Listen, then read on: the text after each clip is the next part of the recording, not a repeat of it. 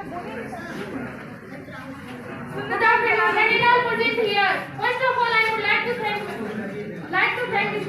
most respectful teacher Mr. Ghulam and my old dear friends and my old audience who gave me a golden opportunity to speak at this stage. My name is Nayela.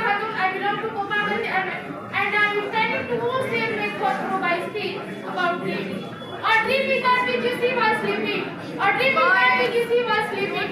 It is something that doesn't let you sleep. Dreams are the beautiful imagination that must stand from the ruthless reality. Sometimes people incline to dream and live a fictional life. This may be to ignore disturbance and difficulties. They have come across in life. There are other kinds of dreams. Do not let the person sleep until they achieve the aim. It prepares a person to set goals and they achieve the aim. Now I want to speak some line in Hindi. खुदा ने उनकी हालात कभी नहीं बदले, खुदा ने उनके हालात कभी नहीं बदले जिन्हें खुद ख्याल न हो अपने हालात बदलने।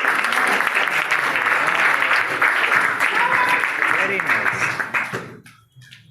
Now I dismiss my topic. Thanks a lot for listening.